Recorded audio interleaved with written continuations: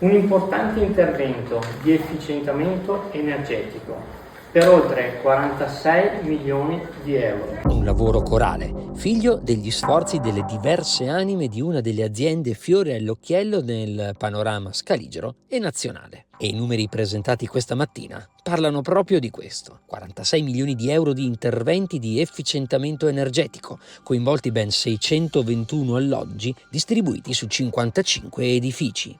Questo è l'effetto del capitolo Repower EU del PNRR. In casa Ater, la fiducia per la buona riuscita nelle parole del direttore Franco Falcieri. Stiamo lavorando proprio per questo, è un obiettivo che questo Consiglio di amministrazione si è posto sin dal momento in cui il governo ha inteso promuovere questa iniziativa.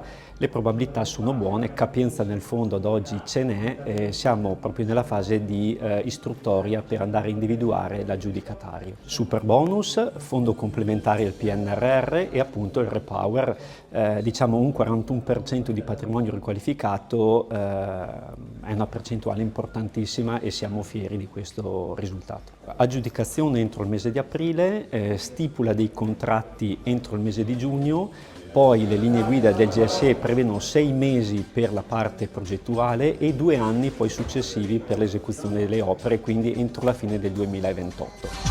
Un mandato caratterizzato da grandi interventi e sensibilità verso le fasce più deboli.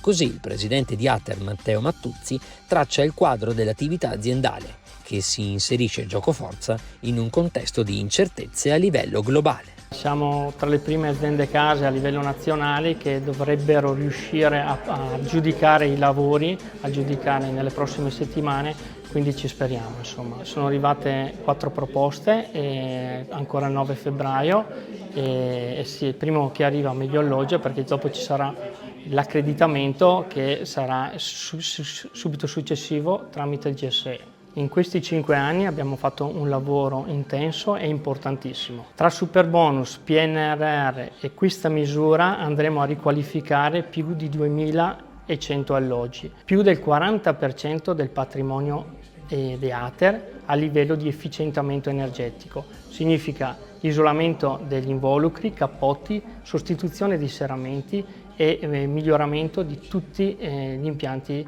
di riscaldamento e termici. Insomma. Questa misura è un orgoglio sia a livello regionale ma anche a livello nazionale. Siamo una delle altre aziende casa più efficienti. Qui si parla delle fasce più deboli, di un aumento di un contesto storico particolare perché c'è un aumento dell'energia in maniera importante, non si riesce a reperire case a livello di mercato libero, quindi queste misure sono necessarie proprio per aiutare soprattutto l'aspetto del sociale di queste fasce più deboli.